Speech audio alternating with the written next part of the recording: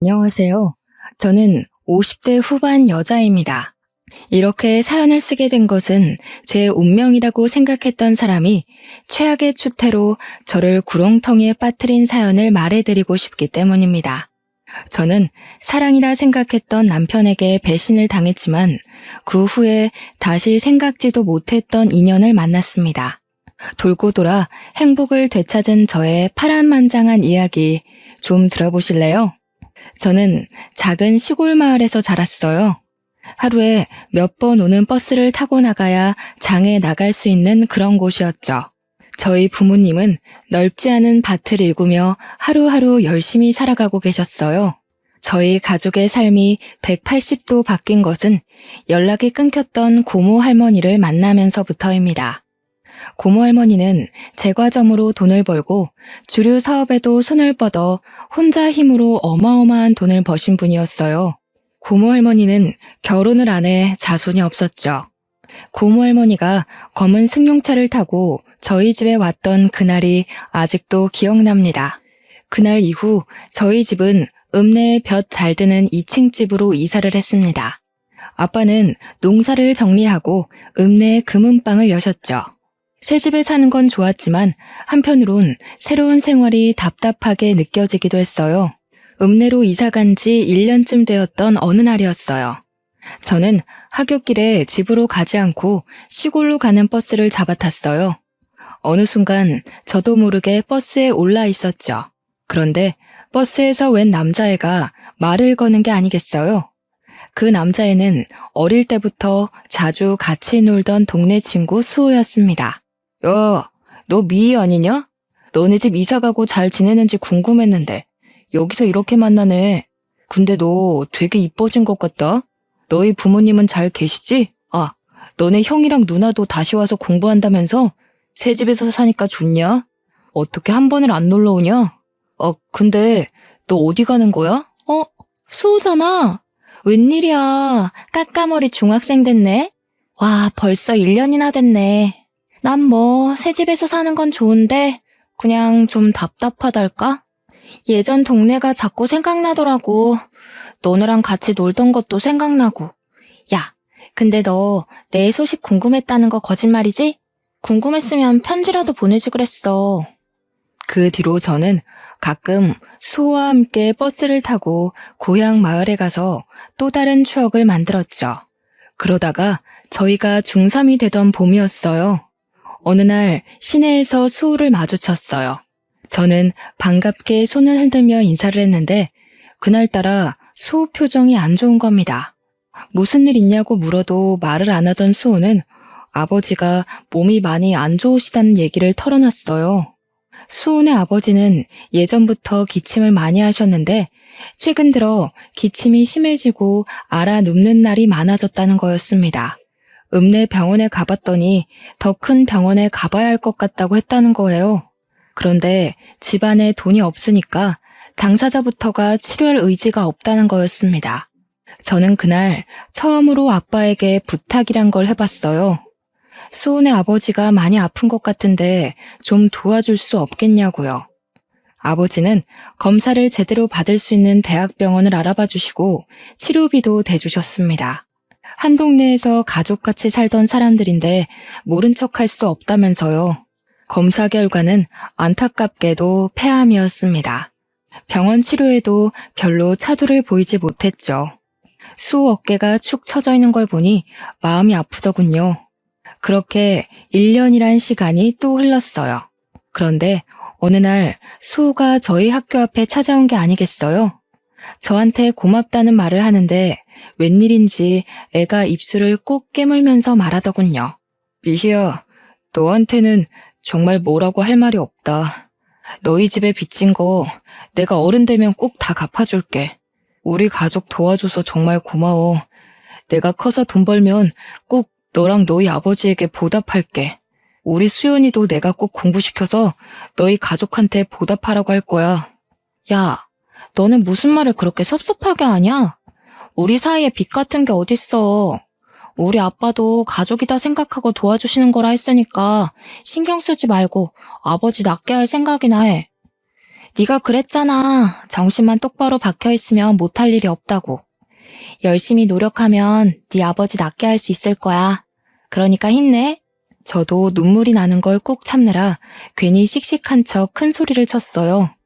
수호랑 저는 그렇게 가만히 서서 한참이나 서로를 쳐다보고 있었습니다. 그리고 그 뒤로 저는 다시는 수호를 볼 수 없었어요. 얼마 뒤 토요일에 제가 꽃을 들고 병원에 찾아갔는데 수호 아버지가 보이지 않았어요. 어제 갑자기 퇴원을 했다는 거였습니다. 저는 깜짝 놀라 수호네 집으로 가봤습니다. 불 꺼진 집에는 아무도 없었어요. 그리고 지나가던 동네 어르신에게 수호네 가족이 그동안 여기저기 진 빚을 이기지 못하고 야반 도주를 했다는 사실을 들었어요. 저는 그 자리에서 주저앉고 말았습니다. 시간은 잘도 흘러 저는 고등학생이 되었습니다. 저는 궁금한 것도 하고 싶은 것도 많은 17살이었죠. 고등학교에 들어가 열심히 공부하고 동아리에도 가입해 즐겁게 생활했어요. 문예반 동아리였죠. 제가 전부터 시집 읽는 걸 좋아했거든요. 거기서 좋아하는 남자도 생겼죠. 같은 문예반 활동을 하던 1살 선배였어요. 시도 잘 쓰고 음악에 대해서도 잘 아는 멋쟁이 선배에게 저는 푹 빠졌어요. 어느 날 방과 후에 시집을 보다가 말을 튼 이후로 선배와 저는 급속도로 가까워졌죠. 이 사람이 저랑 결혼까지 해버린 남자입니다. 저희는 수험 기간 동안 서로를 격려하며 건전하게 관계를 이어갔습니다. 그런데 제가 고2였고 선배가 고3이 될 때 선배 아버지가 보증 섰던 것이 잘못되어 선배의 집이 망하고 말았어요. 저는 당연히 대학에 가게 되어 있었지만 선배는 집안 사정 때문에 결국 대학을 포기하고 군대를 가겠다고 하더군요. 그때는 그를 많이 좋아하고 있었기 때문에 그의 사정이 안타깝기만 했어요. 저는 열심히 공부해 서울에 있는 유명 대학 국문과에 입학했고 군대에 있는 남자친구와 연애를 이어갔습니다. 2년 반 동안 매일매일 편지를 쓰다시피 하고 도시락을 싸가지고 다니면서 면회도 갔습니다. 대학교에 가서 멋진 남자들이 들이대도 눈이 돌아가는 게 아니라 대학교도 못 가고 군대에서 고생하는 남자친구가 애달프게만 느껴졌죠. 그러는 동안 아빠는 오래전에 사둔 땅들이 도시개발로 땅값이 올라 더 큰 부자가 되었고 사업을 더 크게 하게 되었습니다. 그렇게 세월이 지나 남자친구가 전역하게 되었어요. 저는 아직 대학교 2학년이었는데 그가 전역한 지 며칠 안 되어 결혼하자는 말을 하는 겁니다. 너무 사랑하는 사람인 건 맞지만 아직 학생인데다 그와 결혼할 만큼 확신이 선 건 아니라서 저는 당황하고 말았어요. 내가 군대에서 많이 생각을 해봤는데 난 네가 아니면 안 될 것 같아.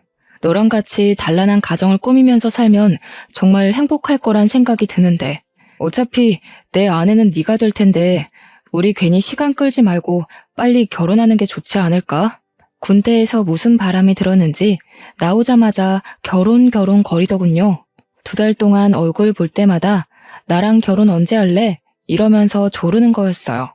솔직히 이제 막 전역했고 직업도 없는데 내가 이 사람과 굳이 결혼을 급하게 할 필요가 있나? 하는 생각이 먼저 들었어요. 그런 생각을 하는 게 미안해서 입 밖으로는 못 꺼냈죠. 그러면서도 헤어지지는 못했습니다. 어느 날 선배와 카페 데이트를 하고 밖으로 나왔는데 저희 엄마에게 딱 걸리고 말았습니다.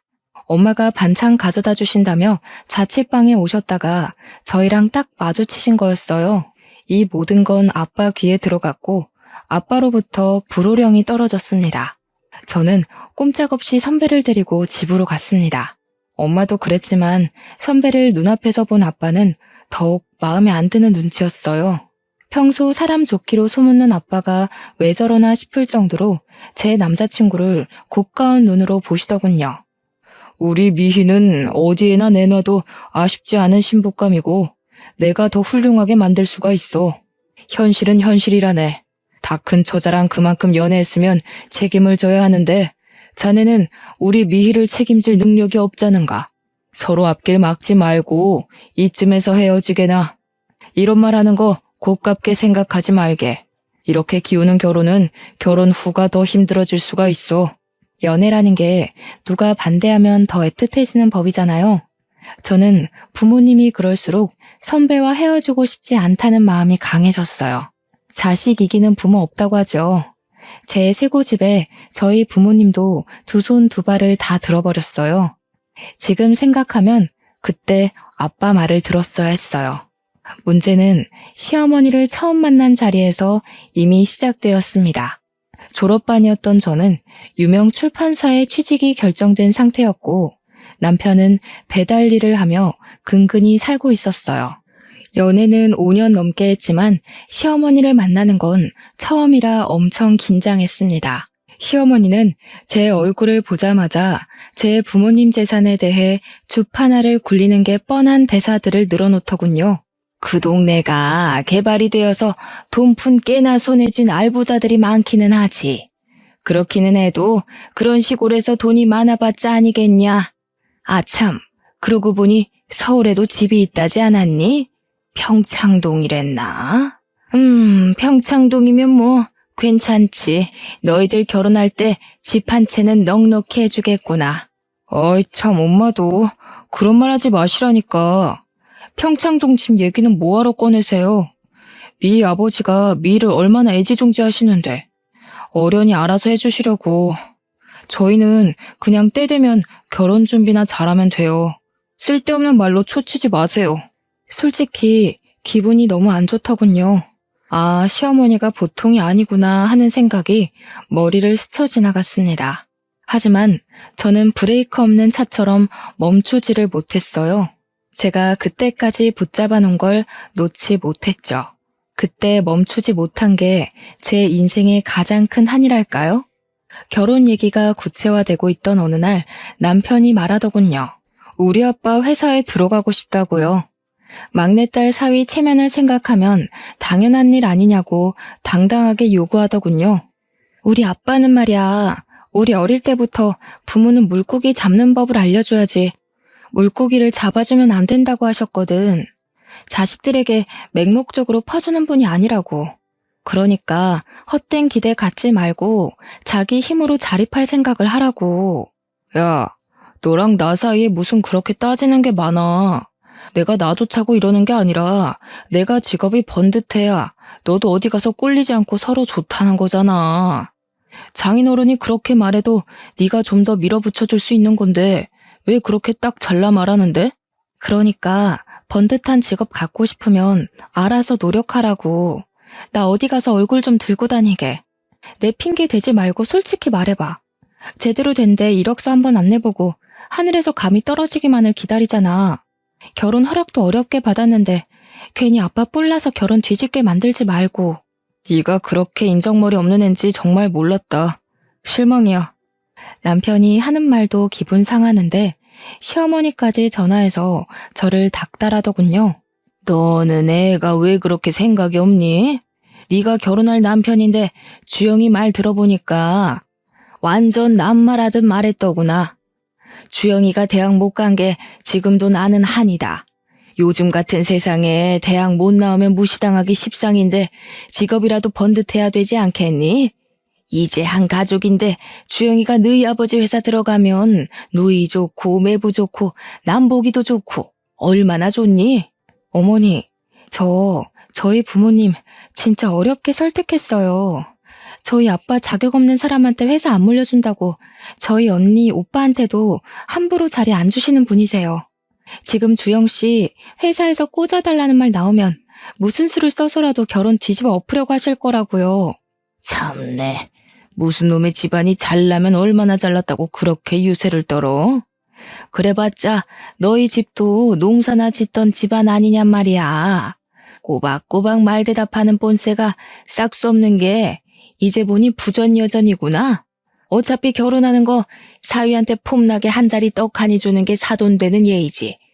어디 그래 오만 유세를 부려? 유세를 부리길. 결혼하기도 전부터 골치가 지끈지끈 아팠습니다.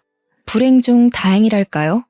아무리 찔러봐도 제가 눈 하나 깜짝하지 않자 결국 남편이 결혼 전에 스스로 취직을 했습니다. 무슨 재주를 부렸는지 건설회사 영업직으로 떡하니 취직을 한 거예요. 직업도 변변찮은 놈이라면서 사위될 사람을 안 좋게 보던 아빠도 남편이 취직을 하자 마음이 좀 풀리신 것 같았습니다. 그래도 어떻게든 좋게 봐주려고 노력을 많이 하신 거였죠. 내가 자네한테 그동안 섭섭하게 군 거 마음에 담아두지 말게. 자네도 가장이 되고 아이가 생기고 나면 알게 될 거야. 내 말이 피가 되고 살이 되는 말이었다는 걸. 쉽게 얻은 건 쉽게 잃게 마련이네. 나는 그런 모래성에 내 딸을 시집 보내고 싶지 않은 거야. 알겠습니다, 장인어른. 그런데 혹시 저희 신혼집은 미희가 아무 말이 없던데? 신혼집은 그래도 해주시는 건가요?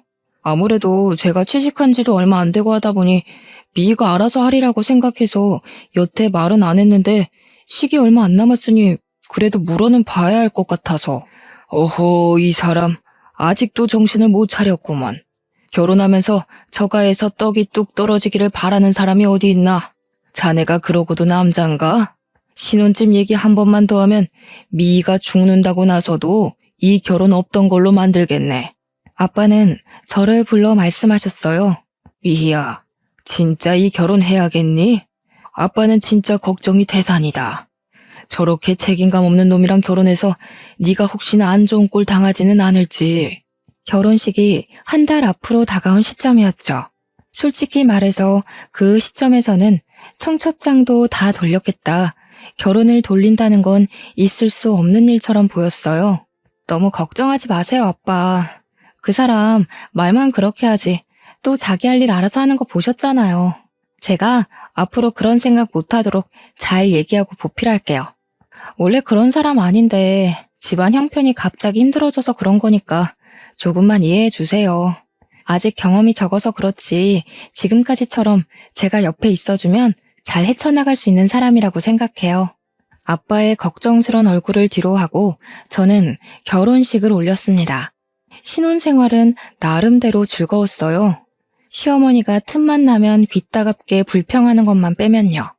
아이고, 어떻게 된 놈의 집안이 예의란 건 밥 말아 처먹었다니?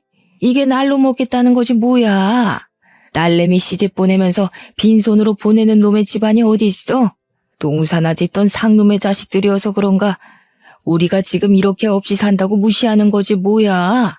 내가 이 수모는 죽어도 잊지 않을 테니 두고 봐라. 저기요, 어머니. 저 빈손으로 오지 않았어요. 그래도 저희 엄마가 결국에는 혼수 최고급으로 다 마련해 주셨잖아요. 저희 언니랑 오빠도 막내 동생 결혼하는데 그냥은 안 시킨다고 많이 도와주셨고요. 솔직히 둘 다 취직한 지 얼마 되지도 않았는데 저희 형편에 이만큼 하고 사는 것도 감지덕지죠. 감지덕지? 참네. 내 기가 막히고 코가 막혀서 있는 것들이 더하다더니 딱 그 짝이구만. 막내딸 결혼하는데 평창동 집을 내줘도 모자랄 판에. 뭐? 감지덕지? 내가 말했지? 사람 무시하지 말라고. 새파랗게 어린 것이 지 아버지 믿고 까부는 모양인데 내가 언젠가 가서 단판을 짓고 만다 이거야. 아니, 저희 집에 뭐 맡겨놓으셨어요? 왜 뭘 받지 못한 걸 그렇게 억울하게 생각하시는지 잘 이해가 안 돼요. 저희 아빠가 누누이 말씀하셨어요. 쉽게 얻은 건 쉽게 잃는다고요. 저는 아빠 말에 공감해요. 젊어서 이만큼 고생하는 거 남들에 비하면 아무것도 아니고요. 잘났다 정말. 그래봤자 너네 집도 시고모인지 뭔지가 돈다발 들고 와서 벼락부자 된 거잖아. 주영이 취직것만 해도 그래. 내가 우리 아들 대학 공부 못 시킨 게 한이 돼서 남들한테 무시 안 당하게 해달라고 그렇게 부탁을 했건만. 내가 우리 아들을 어떻게 키웠는데 니까짓게 돈 좀 있다고 우리 집안을 내 귀한 아들을 이렇게 무시해? 귀에 딱지가 앉을 지경이었지만 나중에는 적당히 무시하는 수밖에 없다는 걸 알았습니다. 그래도 저희는 열심히 일하고 예쁜 아이들도 낳았습니다. 회사를 그만두지 않으려고 애를 썼지만 결국 둘째를 낳을 때가 되었을 때 회사에서 정리해고를 당하고 말았어요. 그래도 그때는 아이 키우는 엄마들이 회사를 그만두는 게 워낙 흔한 일이어서 어쩔 수 없다고 생각했습니다. 아들 하나 딸 하나 이쁘게 기르는 재미 남편을 내조하는 재미로 살았어요. 그래도 남편이 책임감이 생겼는지 꽤 열심히 일해서 회사에서 제법 높은 자리에 올라갔어요. 그러는 동안 아이들이 무럭무럭 커서 둘째인 딸도 막 성인이 되었습니다. 저와 남편은 40 끝자락이었죠. 시어머니가 좀 잠잠한가 싶었더니 남편이 사고를 치고 말았습니다. 어느 날 남편이 저를 부르더니 하는 말이 글쎄 5억만 해줄 수 없느냐는 거였습니다. 저는 황당해서 입을 떡 벌리고 말았어요. 5억? 5억이 어디 애들 장난이야? 당신 지금 그걸 말이라고 하는 거야? 당신이 도대체 5억이나 되는 돈이 어디에 어떻게 필요한데? 말을 꺼냈으면 똑바로 설명을 해야지. 나 지금 꼭 필요한 데가 있어서 그래. 나 살리는 셈 치고 한 번만 빌려주라. 여태까지 당신 집에서 우리 도와준 거 하나도 없잖아. 솔직히 이게 말이 된다고 생각해? 친구들은 처가가 잘 사니까 우리도 처가 돋보고 돈 걱정 하나도 없이 사는 줄 아는데 나는 허구한 날 돈돈거리면서 살았다고. 우리 집 덕을 하나도 못 봤다고? 좀 잠잠하다 했더니만 덕을 못 보긴 왜 못 봐. 당신 용종 수술할 때 수술비, 준영이 유럽 여행 갈 때 여행비, 이번에 세영이 대학 등록금까지 아빠랑 언니 오빠들이 알게 모르게 다 내주고 있는 건 왜 입을 싹 닦아 왜? 그 정도로는 만족이 안 돼? 결국 큰돈을 뜯어야 속이 시원하다는 거야?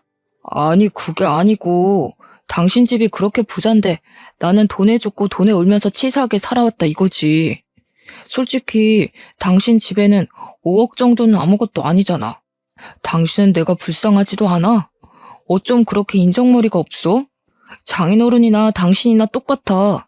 남편 아니 애들 아빠 살리는 셈 치고 5억만 해주라 제발. 내가 이렇게 빌게. 남편은 제 앞에서 무릎 꿇고 빌기까지 했어요. 무슨 일인지 모르니 답답해서 미칠 지경이었습니다.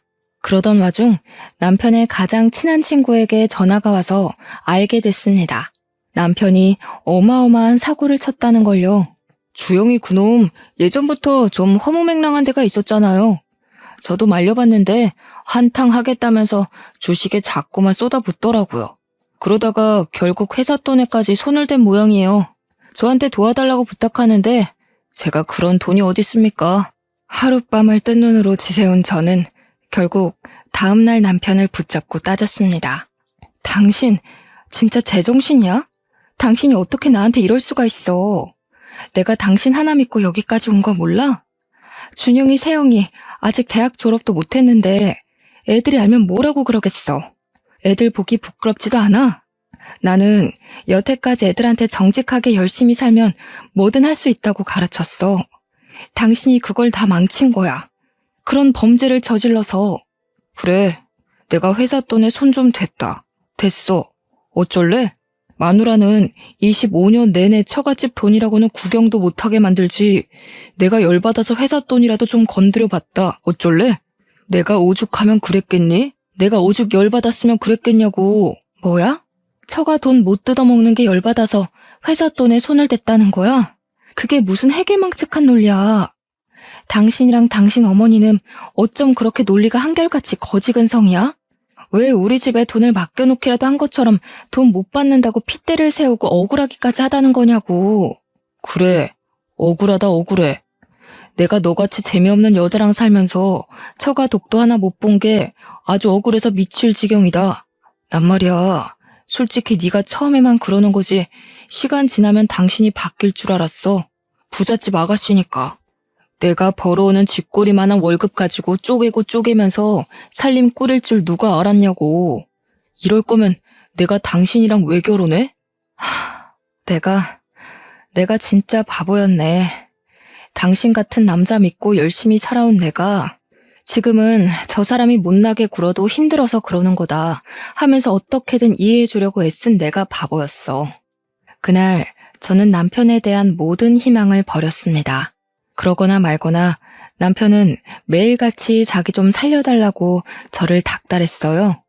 모르는 체 하고 싶었지만 아빠가 감옥이라도 가면 애들이 받게 될 충격이 두려워 결국 아빠에게 도움을 청했습니다. 아빠, 준영이 아빠가 지금 좀 일이 생겼나 봐요. 보증을 잘못 써가지고 그걸 얼른 갚아야 하는데 혹시 아빠가 조금만 도와주시면 안 될까요? 그런 놈이랑 결혼해서 아빠한테 이런 부탁까지 해야 한다는 게 치가 떨렸지만 애들을 생각하면 가만히 있을 수가 없었습니다. 그런데 아빠는 제 말을 듣고도 별 말씀을 안 하셨어요. 나중에 알게 된 거지만 그때 아빠 사업이 어려워져 부도 위기에 몰린 거였어요. 게다가 엄마가 나에게 말을 못 하셨는데 아빠는 가난 말기라는 선고까지 받은 상황이었죠. 그때 아빠 마음이 얼마나 딱하셨을까요? 저는 뒤늦게 그 사실을 알고 아빠를 붙잡고 펑펑 울었습니다. 그리고 남편은 곧 싸늘해졌습니다.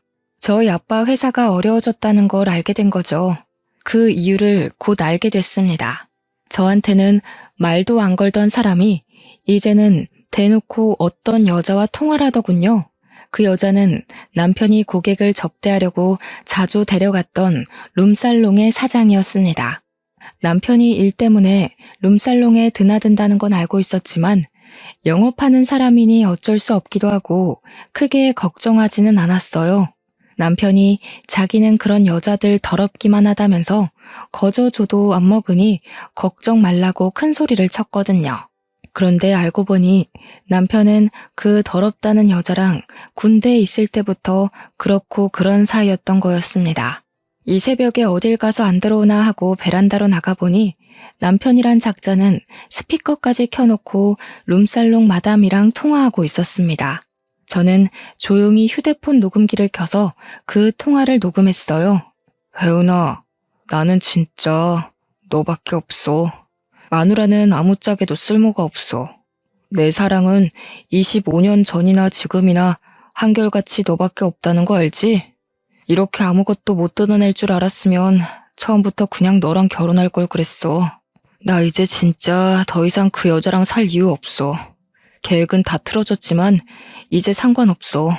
얼른 이혼하고 너랑 같이 살 거야. 남편이 그 여자랑 하는 말을 들으니 온몸에 소름이 돋았어요.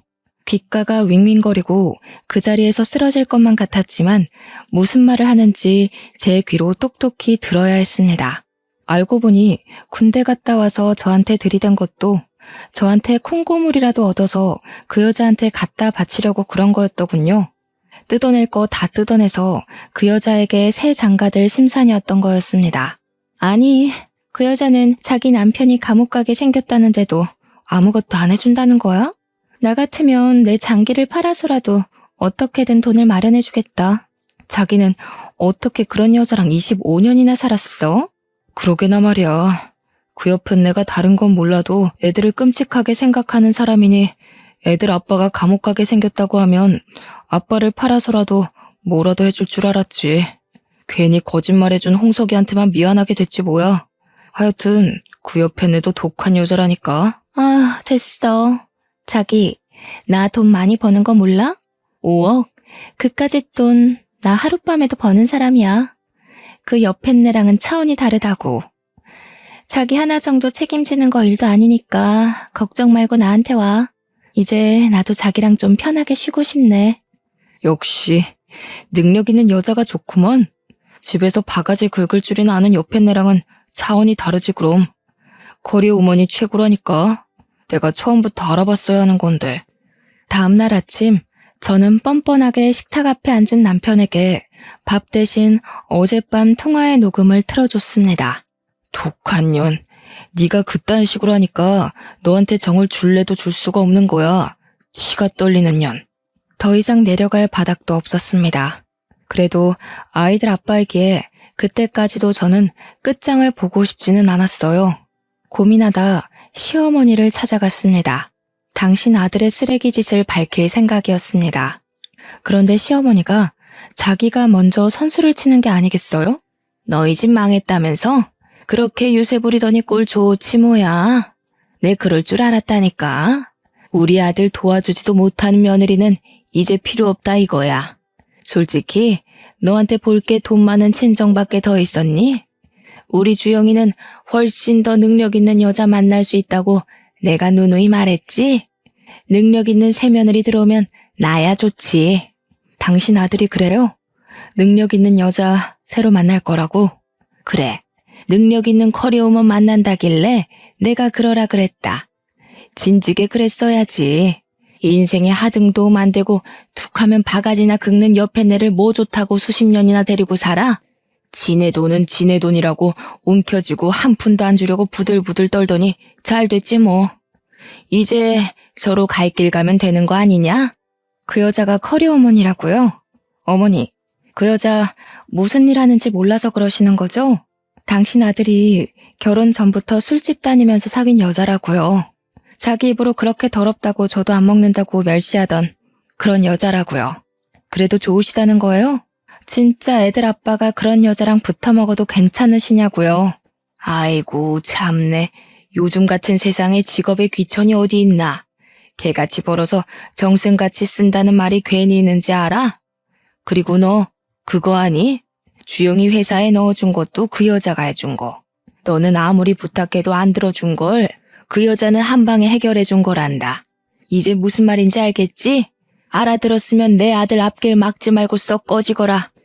남편이 룸살롱 마담이랑 그렇고 그런 사이란 걸 안 순간부터 저한테 돈 뜯어내려고 그런 거짓말까지 꾸며냈다는 걸 알았을 때도 저는 어떻게든 이성을 잃지 않으려고 노력했습니다. 저는 엄마이고 저에게는 지켜야 할 가정이 있으니까요. 하지만 시어머니가 뱉어내는 천박한 말들을 듣고 있자니 인간적인 선을 넘지 않으려고 저 혼자 아무리 발버둥 쳐봐야 될 일이 아니라는 걸 깨달을 수밖에 없었습니다. 시어머니는 다 알고 있었던 거예요. 남편이 결혼 전부터 바람 피운 것부터 돈 뜯어내서 세장가 가려고 저랑 결혼한 것까지 그 어머니의 그 아들이라고 부끄러운지도 모르고 모든 걸 제 탓으로 돌리고 있더군요. 아픈 아빠한테는 사실대로 말할 수가 없었어요. 엄마에겐 말할 수밖에 없었지만 병원에 있는 아빠 모르게 이혼 소송을 준비했습니다. 김서방은 왜 안 오냐면서 할 말이 있다고 남편을 찾는 아빠 때문에 저는 입술을 깨물며 눈물을 참아야 했습니다. 그래도 이혼 소송은 제대로 진행되고 있었어요. 저를 우습게 여긴 남편이 조심성 없이 상간녀랑 통화한 덕에 남편 귀책 사유로 이혼 소송을 했죠. 아이들에겐 미안했지만 아이들을 위해서라도 그런 사람과는 연을 끊어야 했어요. 애들이 성인이긴 해도 아직 어렸지만 숨기려 해봤자 더 상처만 받을 것 같아 억지로 숨기려 하지는 않았습니다. 예상대로 아이들은 크게 놀라고 상처를 받았지만 그래도 상황을 냉정하게 파악하고 제 편을 들어주더군요. 아빠는 결국 돌아가셨습니다. 저는 모든 걸 잃은 기분이었어요. 아빠의 장례식 날 예전에 알던 어른들이 많이 찾아오셨어요. 다들 아빠는 정말 좋은 분이었으니 좋은 곳으로 가셨을 거라고 저를 위로해 주셨습니다. 그리고 장례식 둘째 날 어떤 남자가 쭈뼛거리며 장례식장으로 들어서더군요. 저는 누군지 얼른 생각이 나질 않아 인사만 드리고 가만히 서 있었습니다. 그런데 그 남자가 저를 울리더니 그대로 엎드려 큰 소리로 우는 게 아니겠어요? 아버님, 저 왔어요. 저 수호예요, 아버님. 너무 늦게 와서 죄송해요. 진작에 왔어야 하는데 저희 아빠 살려주시려고 그렇게 애를 쓰셨는데 저희가 말도 못하고 그렇게 가버려서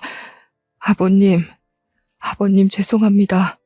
용서해 주세요. 저는 깜짝 놀라 남자의 얼굴을 쳐다봤습니다. 과연 까까머리 중학생일 때 봤던 수호의 앳된 얼굴이 그 남자 얼굴에 남아 있었습니다. 그동안 수호는 저희 집에 진 빚을 갚고 싶어서 열심히 노력했다고 했어요. 대학은 못 갔지만 공무원 시험을 봐서 20년 넘게 공무원으로 근무했다고 했습니다. 조금 살만해져서 이제는 아버님을 한번 찾아가 봐야지 했는데 하필이면 그때 사기를 당했어. 공무원 수입이야 뻔하잖니. 마음의 빚을 갚고 싶다는 생각을 평생 갖고 살았던 게 어리석은 선택으로 이어진 거야. 너무 힘들었어. 그래도 아버님 이렇게 돌아가실 줄 알았으면 그때라도 와봤어야 하는 건데 내가 또 평생 못 갚을 빚을 지고 말았구나. 에이, 수호야. 그건 가족처럼 생각해서 도와준 거니까 빚이라 생각 안 해도 된다고 아빠가 그러셨는데 평생 담고 있었다니. 너희 그렇게 가고 어떻게 지내는지 너무 걱정되고 궁금했는데 또 그런 일 당했다니 마음이 안 좋네. 그래도 여기까지 와줘서 고마워. 아빠도 가시면서 네 얼굴 볼 수 있어서 기뻐하실 거야. 그래도 그게 꼭 나쁜 일만은 아니었던 게 사기당하고 나서 퇴직하고 퇴직금으로 장사를 시작했거든. 심기일전해서 죽기 살기로 했더니 장사가 엄청 잘 되어가지고 지금은 빚도 다 갚고 얼마 전엔 제법 높은 건물도 하나 샀잖니. 이제라도 너희 가족한테 받은 거 돌려주려 했는데 너무 늦어버렸지만 너한테라도 오늘 갚고 싶다, 미희야. 수호는 저희 집 사정이 안 좋아진 데다 제가 남편에게 배신당해 이혼한 걸 알고는 무척 가슴 아파했습니다. 한사코 거절해도 그때 받은 걸 갚고 싶다면서 저한테 선물을 줘야겠다고 했어요. 그렇게 수호가 저에게 준 선물은 옛날에 아빠가 금은방을 하던 바로 그 건물이었습니다. 진짜 이렇게까지 안 해도 되는데 수호야, 이 은혜를 어떻게 갚지? 너는 평생 마음의 빚을 안고 살았다면서 나한테 똑같이 빚을 안겨주는구나. 너야말로 빚이라고 생각하지 마. 너희 가족한테 받은 거 생각하면 이것도 아무것도 아니야. 마음 같아선 더 큰 건물 주고 싶다고. 그때 우리 아빠 아프고 나서 자꾸 빚만 늘어가지. 빚쟁이들이 틈만 나면 집에 들이닥쳐서 협박하지. 진짜 죽을 맛이었거든. 다른 이웃들은 다 돈 못 돌려받을까봐 눈이 퍼렇게 변해가는데 너희 아버지만 돈 안 갚아도 된다고 다독여주시고 우리 집에 쌀도 갖다 주시고 그랬어. 우리 아빠가 그랬다고? 나는 몰랐는데. 난 너희 집 그렇게까지 힘든 것도 모르고. 너까지 동정했으면 내가 오히려 힘들었을 거야. 아저씨가 몰래 도와주신 거야. 솔직히 나 그 뒤로 너희 아빠 덕에 똑바로 살 수 있었어. 우리 아빠 돌아가시고 한동안 방황했거든. 아저씨가 아무리 어려운 상황이라도 정신만 똑바로 박혀있으면 뭐든 할 수 있다고 늘 그러셨거든. 살면서 힘들 때면 그 말 붙잡고 일어났어, 나. 참 놀라운 일이었습니다. 아빠가 몇십 년 전에 수호에게 해줬다는 그 말은 시간을 돌고 돌아 아빠를 잃고 주저앉은 저에게도 힘이 되었어요. 저는 다시 힘을 내어 아빠가 금은방을 했던 그 자리에 식당을 열었습니다. 다행히 식당은 잘 되었습니다. 입소문을 타서 몇 달 만에 줄을 서서 먹을 만큼 손님이 많았어요. 2년도 안 되어 옆 동네에 체인이 생겼고 제 힘으로 아파트를 살 수 있을 만큼 돈을 벌었어요. 무엇보다 좋은 건 저한테 사업 수완이 있다는 걸 알게 된 거였습니다. 식당이 자리를 잡기 시작하자 저는 어느 지역에 가면 이 지역에는 어떤 사업이 필요하다는 게 그림처럼 그려졌어요. 그 뒤로 여기저기 여행을 다니며 사업 영감을 받은 덕에 지금은 전국 5개 도시에 식당을 갖게 되었습니다. 저희 고모할머니처럼 저도 제 손으로 사업을 해서 자수성가를 하게 됐습니다. 여행을 많이 다니게 된 것도 사실은 수호 덕이었어요. 알고 보니 수호도 사기당했을 때 아내가 바람나서 애들까지 버리고 집을 나가버렸다지 뭡니까. 동병상련 같은 처지였어요. 수호와는 자주 만나며 서로의 상처를 보듬고 용기를 북돋워주며 옛 추억도 되새기는 사이가 됐죠. 어느 날 수호가 말했습니다. 미희야, 너한테 이런 말하는 거 너무 쑥스럽기는 한데 나 사실은 예전에 너 좋아했다? 그거 몰랐지? 우리가 그때는 아무것도 몰라서 이렇게 많은 시간을 보내고서야 만나게 됐지만 나는 너랑 있으면 어릴 때로 돌아간 것 같이 편하고 좋아. 너만 괜찮으면 우리 남은 인생 서로 보듬으며 함께 하면 어떨까 싶은데. 저도 사실 수호랑 있으면 어린아이가 된 것처럼 마음이 편해졌거든요. 저에게 힘이 되어주고 제 아픔에 더 아파해주는 수호의 손을 기꺼이 잡았습니다. 각자 사업도 꽤 안정이 되었겠다. 아이들도 다 커서 취직했겠다. 저희는 시간 날 때마다 여행을 다니며 여생을 즐기기로 한 거죠. 몇 년이 걸린 이혼 소송에도 결국 승소해 위자료로 아파트 한 채 값을 받게 되었어요. 결혼 생활 동안 재산 증식에 기여한 것이 인정된 것이죠. 판결이 나고 얼마 지나지 않아 남편은 초췌한 몰골로 저를 찾아왔습니다. 능력 있는 여자 만나서 떵떵거리고 살겠다던 자신만만한 태세는 다 어디 가고 자기가 지금 죽게 생겼으니 한 번만 도와줄 수 없냐면서 저를 붙잡고 늘어지는 게 아니겠어요. 알고 보니 룸살롱 마담에게는 사실혼 관계인 조직폭력배 애인이 있었던 거였습니다. 그 여자는 깡패 애인과 사이가 잠깐 안 좋았을 때 전 남편을 데려다 살림을 차린 거였고요. 잘못 걸려도 한참 잘못 걸린 거죠. 이 사실을 안 깡패 애인은 노발대발해서 전 남편을 끌고 갔습니다. 실컷 얻어맞은 전 남편은 자기가 잘못한 거 돈으로 갚을 테니 목숨만 살려달라고 빌어 거래 아닌 거래에 지장을 찍었다는 겁니다. 능력 있는 여자 만나서 5억쯤은 별거 아니라더니 그 여자 때문에 그보다 훨씬 더 큰 빚을 지게 된 거였어요. 정말이지 내가 저런 어처구니 없는 남자랑 살았구나 하는 생각이 다시금 들지 않을 수 없었습니다. 이야, 내가 너한테 이런 말할 면목이 없는 거 아는데, 나도 아는데, 나 진짜 이거 안 갚으면 언제 어떻게 될지 몰라. 제발 나 좀 한 번만 살려주라 제발. 너 돈 많이 벌었다며? 너는 돈 없어도 다시 일어날 능력이 있잖아. 나는 솔직히 이제 아무것도 없어. 애들 아빠 살리는 셈 치고 아직도 더러운 입으로 애들 우는할 힘이 남은 걸 보니 당신은 아직도 멀었네. 준영이랑 세영이가 그러더라. 아빠도 아빠 같아야 아빠지. 엄마 속여먹고 등쳐먹은 더러운 인간은 아빠가 아니라고. 요즘 애들은 부모라고 무조건 편들어주고 그러지 않아. 내가 그러지 말라고 해도 아빠랑 영 끊자고 자기들이 먼저 그러더라. 시어머니까지 연락해 여태까지 안 도와줬으니 이제는 한번 도와주라고 말도 안 되는 소리를 짓거렸습니다. 아무리 그래도 애들 아빠인데 어쩌면 애들까지 너 닮아서 인정머리 없고 싹수가 없니? 너 이제 돈 많다며.